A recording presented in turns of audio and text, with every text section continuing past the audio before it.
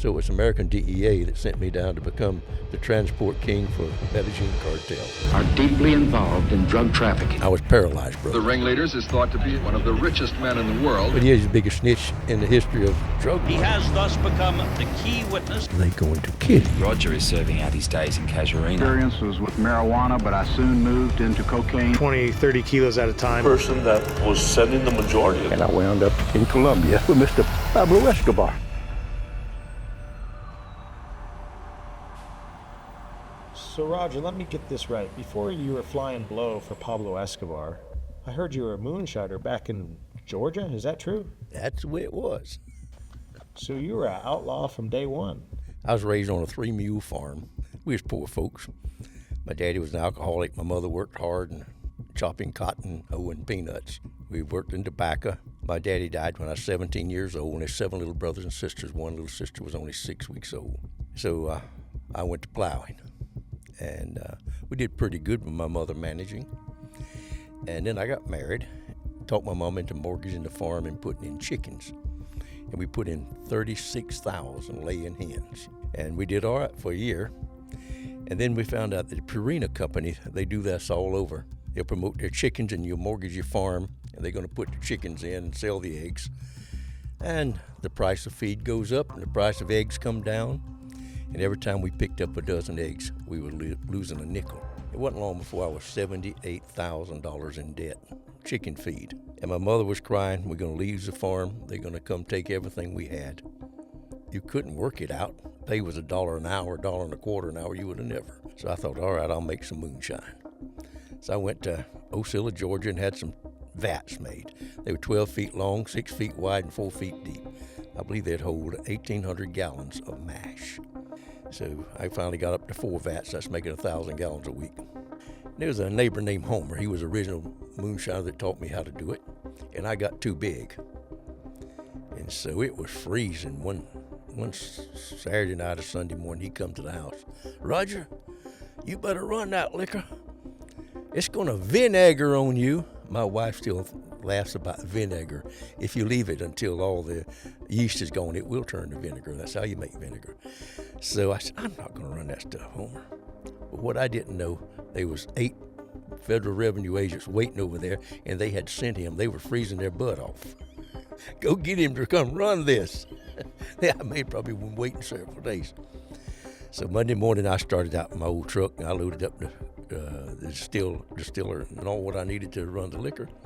And I went over there, and it was 2 or 3 miles from my house, down on the old dirt roads, and I looked down to Cousin Annie's Parrish's house. Nobody lived there since she had died in a rocking chair and come apart, and the buzzards were sitting on the house. Anyway, as I went to turn the corner, I saw a blue 4-door Ford down there, new, and I said, uh-oh. That ain't right. So I went right on by where I was supposed to turn into the liquor still. And when I came to the corner up there, there was another blue 4-door Ford sitting there. And oh boy. So I put the pedal to the metal and I went down that old washboard road, bouncing and carrying on. I throwed barrels off and it was right behind me, sirens blaring. I ain't never heard a siren in that part of the world before. So I went right down Buddy Studstill's place. He had a wooden gate, and I just went right through it. Wham! And splinters and block boards went everywhere. And I looked, and the cars were right behind me. And I ran over a log in the road and about busted my head in the ceiling. And I looked, and the barrels came off. And that new car hit that barrel and bounced in the air, and he stayed right behind me. So I got over there where some woods that wasn't pretty thicket close to it. And I jumped out of that truck and took off running. Both of those cars slammed on brakes right behind me and jumped out, and all 4 of them emptied their pistols at me. One of them hit me in the neck there and just cut a gash. So I went in the bushes and lay down, and 2 of them come right up there where I was, just as close from here to there. And I could see their shoes, and I had to raise up a little bit. I thought they were going to feel my heart beating against the ground. It was beating so hard. And so as soon as they went on back, I went on, and I knew the dogs would be there because the convict camp with the bloodhound was only 7 miles away. That's 15 minutes, they're going to be on my trail. So there was hogs sleeping in a field, and I got up and run them, and I stepped in their manure, hoping it would get some of the scent off, but later on I know it doesn't. It comes off of you all over you. Yeah. And I got to Big Horse Creek, and it was cold. And there was ice along the edges, a little bit crackly, and I broke that ice and went in that creek. Ooh, that woke me up, and the blood on my neck. And I must have swam down that creek a mile or two, and I got on the other side. I about had hypothermia. And I could hear the dogs running up and down the road on the other side. So I walked to my mother's house and borrowed her car and went out to see Nicky Rollins, a young lawyer, and he just laughed and said, "They didn't catch you. They ain't got a thing. Don't worry about it." Yeah. So they blew the steel up, and I had a lovely little water pump to keep it cool, and they blew that up, and they blew my pickup up. So I was over there and picking up eggs, and they came over and said, "You can get your truck back, Roger. I bet it can be welded back." We blew it up. And says, "I want you to go to work with alcohol and tobacco and firearms. We get a job right now if you want to go. But we want you to catch Homer." That's the guy that told on me. I told him I thanked him, but I don't know whose truck y'all talking about, but I'll go get it. So I was paralyzed broke. I mean, I owed everybody at the gas station, the drugstore. I mean, we was on a budget. We just selling eggs to eat. So I says, my sister was there, and she says, "You're killing yourself working like you are." Said, "You can make $7 an hour as a carpenter or whatever you know how to do in the farm in California." He said, "I'll be going back in 2 weeks. Why don't you come on back with me? I got a lovely place out there to live in Redondo Beach, California." And I said, "All right, but I don't know. I'm ready to go today." My friend Ewell took me to town. As I left, tears was coming down my cheek. Somehow in my spirit, I knew I would never get back to the farm. So I hitchhiked out to California.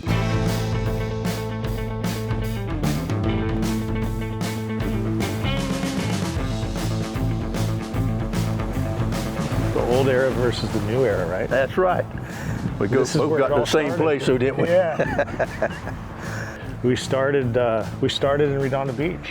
Right here. Right here. Right here was on the fire department when I first heard about it. That's right. I wasn't even a thought. Well, hello, Roger. Joel. Joel, pleased to meet you. Steve. How's it going, Owen? Owen Hansen. Nice to meet you. Owen Hansen. Yeah. I got this for you. Thank you so much. Appreciate it. It's all true. I even talk a page or two about this place. You got a pen somewhere? Do you mind if you sign I'd be glad to, yes. I got one for you guys too. California kid from USC Golden Boy to International Drug Kingpin. Oh, okay. To RBFD. My life took a bit of a turn after my Redondo Beach days. I remember playing volleyball down the road at Nob Hill with Captain Bob Cadell. So what's the story here? Well, I was a two-time national championship football player. Yeah. Played volleyball at SC. And got into some mix? I got into the mix, same mix that our buddy here got into. We have so many parallels. We started in Redondo Beach, and then he started smuggling to Australia, and I started working for the cartel while he was working for Escobar. So it's just a new era, right? Oh, okay. He's the old era, I'm the new era. Then I got caught in Australia with $400 million worth red-handed, and they gave me a life sentence. I escaped from prison 5 times. Okay. One time we used to jump into the net, you know. I jumped 31 feet on top of a car in Spain and got away. And I still got a dead spot in my back where it itches. Yeah. What's the secret of getting out of jail? Do it quick, like bam, bam. Just like don't even think about it, just run over them and go. And let's sit by this fire thing here and just talk a little bit. Yeah, buddy. Hello, Owen. Hey, buddy. The pioneer, man. I hear you're from Redondo Beach. Yeah, that's right. You paved the way. When was you born? I was born in 1982. 1982. My dad was born in 1952. He graduated from Redondo High in 1972. All right. So when he was graduating, you were working here, is that right? Yeah, I was working here as a counterfeit electrician. Is that right? Yeah. They didn't know. I said I was from out of state. Yeah. So. You know, I grew up just down the road. Like I said, my dad grew up here. He was born in 1952 here, and he graduated high school from Redondo High, which is up the street. I know right where it is. Yeah, and this is where it all started for me. You know, I was a surfer kid from this town, played volleyball down the street on Nob Hill. From here, I went to University of Southern California. Oh, you went to school, huh? Yeah, I went to school. I was educated. Educated. So yeah, I was a counterfeit electrician here in Redondo Beach. Okay. Man, I mean, I was working, busting my butt, and there's an old guys. I was shoveling concrete at that time, and there's an old electrician says, "Why don't you be an electrician?" I said, "I don't know nothing about it." He said, well, here's how you cut flex, and here's a 4S box and a handy box, and go buy you some used tools and tell them you're out-of-state electrician. So I went right down here to Wilmington. I went on a job. I dug ditches for 6 months. No way. I made $7.50 an hour instead of $3. Wow. So I had found my job. And then they had given a test for to get on the Redondo Beach Fire Department. I thought, boy, that sounds nice. So I went and took the test. 400 people took it. When all those people, those 400 people taking the test, they had to go over an 8-foot wall, and the ones a little fat couldn't get over. Yeah. And then I noticed then you had to do 25 push-ups and 10 chin-ups, so I could do that easy. That knocked out about another third. And then they had to go up this ladder all the way up top and ring a bell and come back down and run around the football field. And I sat on the bleachers and I timed everybody, and I thought, all right, they all run the same speed, mostly. But going up that ladder, some of them was like this, and they coming back down. I went up that thing like a squirrel. Yeah. So anyhow, they hired me, and I was really, really like a dream come true. It's like you won the lottery when I got on the fire department here. I was only working 9 or 10 days a month, and I thought I had retired. That was great, huh? Yeah. So I started hauling antiques back from Missouri. When the people come to go in the covered wagons out here, they come with the trains from Miami and New York, and they brought more furniture than they could get on the wagon. So there's millions of pieces left on the west side of the Mississippi River. So I had a big semi, and I'd go back there and get them and haul them out here and have an auction. So I made enough money to buy an airplane, and I flew straight into prison. Is that right? So this is all where it started, basically? Yeah, it started while I was on the fire department. Okay. And when I made $300,000, I quit the fire department. Wow. And that was back in the 70s? 1974. Wow. I could have bought 100 houses. Yeah, could you imagine what you would have now here? Because houses back then were only $10,000 here. Oh, 15 to 30, yeah. There's little houses across there that could buy $15,000. That's right. Can you still do push-ups? I can still do 100 without stopping. What? Yeah. I don't believe it. Let's do 30. Let's do 30. Okay, all right, come on. Let's get 30. Ready? Let's go. 1, 2, 3. 1, 2, 3, 4, 5, 6, 7, 8, 9, 10, 11, 12, 13, 14, 15, 16, 17, 18, 19, 20, 21, 22, 23, 24, 25, 26, 27, 28, 29, 30. You weren't lying, old man. I can do 100. You were lying. When I came home, I could do 130. That's right. So I'm back down to 100 now. That's good. 100 is a good number. This is a wonderful job, but I quit. And then I had 5 good years. Big old twin Beech airplane, DC-3, Beech 18. I must have hauled 100 loads out of Mexico. No way. I brought the price of pot down in California from $100 a pound to $60 a pound. Wow. Anyway, I was shot down. I was tortured twice, once almost to death. And I decided to leave Mexico. And I wound up in Colombia with Mr. Pablo Escobar. Roger, tell me about that 5-year successful run. Well, it was mostly successful. I lived through it, I can say that. Yeah, I was hauling antiques back from Missouri, and one fellow says, "Got an airplane? Would you haul some marijuana?" I said, "Yeah." I said, "I don't know. What do you pay?" And he said, "Give you $10,000. What? That was 2 years' pay, take-home pay on the fire department. I said, "Throw some of that shit in there." So he did, with nothing to it. I flew it back and gave it to him in California here, and they gave me $10,000 in a shopping bag. And I took it home and shook it out on the bed. It was a lot of money. It was in 10s and 20s and a few hundreds. And the babies seemed like they grabbed the hundreds and were crawling around on the floor with it. My wife put her hand over her mouth like, my goodness. Well, it was something. I said, this can't be real. That was too easy. So I took a $100 bill and I went down to a defense attorney that does drug cases. And I put it on his desk. I said, "Mr. Lawyer, I got one question. What would happen to me if I got caught bringing pot back from Mexico?"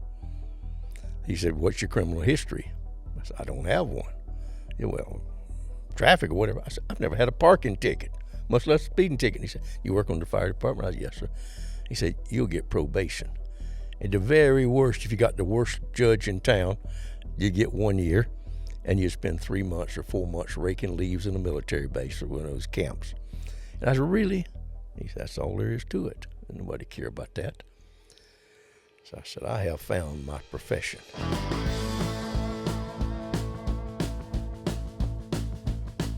So I went and bought me another bigger airplane. I bought a Cessna 207, biggest they had at that time. Thing would carry 7 people and 1,100 pounds of pot. And I flew 13 loads in 13 days. So on number 13, I had a ding ding in my stomach. Don't do it. So the next morning when we take off, there was 4 of them federales. They opened up on me with AK-47s and put 80 bullet holes in there. Shot my toe off. They still a bullet in my foot, and knocked the top of my head, and it just shattered that airplane. And I landed straight ahead. Wings came off, and the nose came down. And I got out, and they were still shooting, and there was a pistol right up on top of the radio, and I fired a couple of pot shots down that way, not trying to kill nobody, but they disappeared in the rocks. There was 4 federales, and I like to say, when the rabbit get the gun, the farmer he run.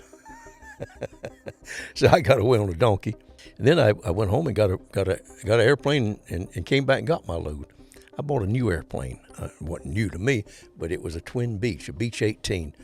And that thing was so lovely. I bought it from the Beach Boys. It was their personal plane. They were catching planes, I believe they called it Operation Star Trek. And it went from San Diego to Galveston. They had little pickup trucks with radar on them. And they was catching 6 or 7 planes and pilots a week. And I thought, I'm not going through that. So I would go in the middle of Baja and unload and go into Muley and refuel and go back out to the goat ranch, fuel up, and then go out towards Hawaii, 300 miles west of San Diego, right down on the deck. Sometime when I came in, my windshield be covered with salt from the spray. And I come in behind the Santa Barbara Islands and pull up there and go out in the desert and unload. I did it over 100 times. I rocked along and did bigger and bigger and bigger loads. Got bigger airplanes. Even bought a DC-7 that carries 30 tons. So I went down to Mazatlan to buy a load. And I was in a hotel, and I called down for breakfast the next morning, bright and early, just before daylight, and a big red-faced waiter came up. And I opened the door for Buenos Dias, and he held that coffee up, and he did like that, and he put a 45 right in my face. He said, Federal Police de Mexico, you make one move, I kill you, comprende? Si, senor. And they went down the elevator, out the front door, and there was 3 brand new LTD Fords. I didn't know we had so much money in Mexico for that. They were beautiful. They put me in the back seat, and 2 of them big fellas got in on each side. And we went on through town and went past the prison where I'd served some time before. I'll tell you about that another time. And went on across the railroad track and turned left and went down some real rough road. And we came to a cleared out area where a bulldozer had pushed out the jungle. And there was burros and cows and mules all laying there rotting that's where they took all the animals they killed on the road. They have a winch that picks them up and brings them there. And we got out right in the middle of all that carrion and flies. And that big red-faced guy that came up, ¿Dónde está su aviones? Where are your airplanes? I don't understand Spanish, sir. Whack! He hit me upside my ear with a big hand, knocked me plumb off my feet. My Spanish improved somewhat. And so, anyway, they worked on me there all morning long. So obviously they wanted to break you. What was it like being tortured, and did you ever think about maybe, giving up, caving? Not at all. Not even a thought ever crossed my mind. I guess I'd let them kill me before I would have signed a confession. If you sign, you're in prison there for 6 years. There's nothing you can do. In a Mexico prison. In Mexican prison for 6 years. And if you don't sign, there's all kind of bribes. I'd already bribed myself out once, or my wife had bribed me out. I'll tell you this, they do like money. Absolutely. I used to bribe them with the cartel I was working with. Yes. We'd bribe them all the time. And at the end of the day, they want that money, right? That's all they're after, That's all they want. That's all they're after. They pulled my shirt up over my head, tied it in a knot, hit me and banged me up, and tied my hands behind my back with my belt, a leather belt, and had my knees spread out like that, and I was down on the ground. There was rocks, nice rocks everywhere, and they worked on me with a cattle prod. It was a cattle prod, 3 feet long, for bulls. And they just burnt me up. I guess they burnt me 100 times with that thing. And they stuck the papers right under my nose, sign it, and it'll all be over. And then a whack in the mouth, upside the head. They even burned me with that cattle prod in my neck, behind my ears. And they said that they were there with a joint force with the American Drug Enforcement Administration, that they had orders to stop me, that I had a yacht and 2 airplanes, and for to stop me. And I think they meant to stop me or almost kill me. So they tortured me all morning long. And I could see old Redface. He had a sailfish hanging on a big chain around his neck, and he was sweating, and he got tired of it. And that sailfish had a big ruby eye. And the batteries ran out. They couldn't hurt me anymore with it. So 5 or 6 of them went back to the car, and they were waiting for the boss to come. So the boss came, and when they did, all of them left with old Redface with me. And by that time, I had enough blood and sweat on my hands to get my arms loose.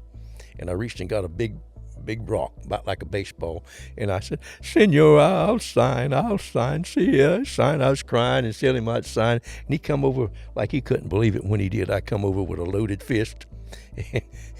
I heard the crush when he bang, he hit the ground like a pole-lock steer. And I took off. It wasn't 50 steps to where the bulldozers had pushed up a pile of dirt all the way around, and there's gourds and bones and cowhide sticking out of it. And before I could get to it, they all opened up. 6 or 7 opened up with their pistols, and the red dirt. I mean, they were shooting to kill. Now, there ain't no lie about it. They wasn't about to miss. They were buzzing by me, and it was hitting that bank of dirt and just going up, and even the ground beside me. They weren't very good shots. And then just as I went to go over that pile of dirt, it was about that high, and I jumped over it. And when I did, a vine caught me across the nose right there, and it crushed that bone. And I kept going straight, and my feet ran out from under me, and I must have been 4 feet above the ground, 5, and I hit that ground so hard, it went boom. It knocked the air out of me, and I thought, and I went, oh, oh, oh, and they thought they had shot me. So all the shooting stopped, and I scurried around. And I got away, but that's quite a story how I got away. But I won't believe that. But anyway, I just do know that that's twice the American Drug Enforcement Administration had the Mexicans torture me. So it was American DEA that sent me down to become the transport king for the Medellin cartel.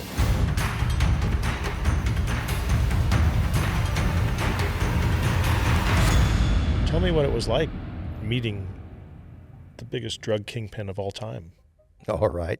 Yeah, after I got away from the federales down in when I was being tortured, I went on back, and when I cured up, I thought, I'm not going back to Mexico. I couldn't go back to Mexico.